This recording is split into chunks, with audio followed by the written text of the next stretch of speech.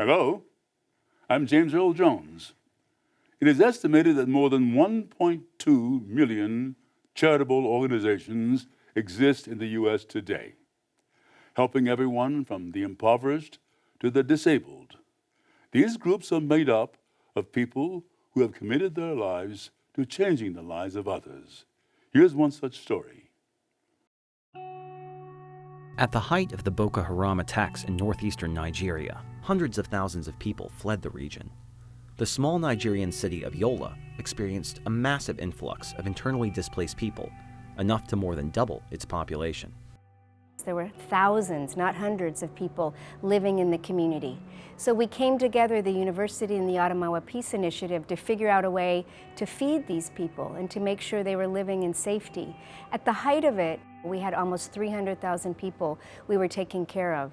The international community didn't know that we had this humanitarian crisis here. So this is really the story of a community that came together to not only protect its young people, but to feed hundreds of thousands of people. An immense flood of refugees can create chaos and divisiveness, even in the wealthiest of countries. Yet, through the stewardship of the American University of Nigeria's Adamawa Peace Initiative, the AUN-API, this poor sub-Saharan community pulled together to form a stronger, more resilient society.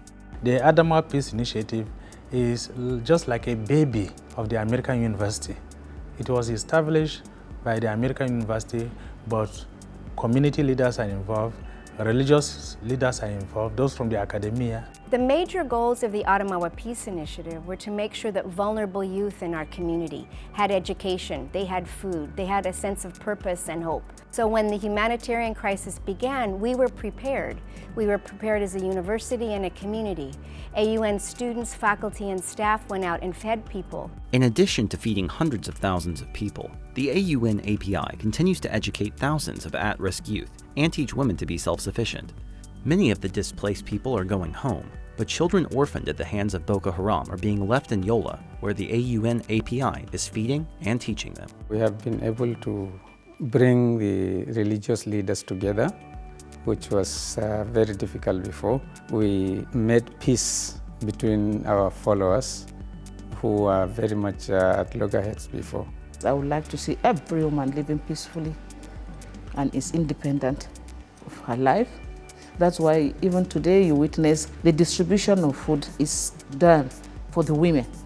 They can do better. What we've done here in Yola, a very poor place in the world, can be a model for the rest of the world. When poor people came and doubled the size of our city, we didn't panic. The poor people of Yola, the university, the Peace Initiative, we took care of those who are most vulnerable. With the world we live in now, with violence everywhere, we're hoping that people will look at this model and realize that communities can come together and take care of the most vulnerable. Other universities around the world are asking us, how did we do it? We really drew our model from America's land-grant universities that have always been connected to our communities. So we're hoping you will help us out here at AUN with our Peace Initiative. We formed a foundation in America that's a nonprofit 501c3, and you can help us help the young children and the most vulnerable living in Yola. We're glad you could join us today. I'm James Earl Jones. See you next time.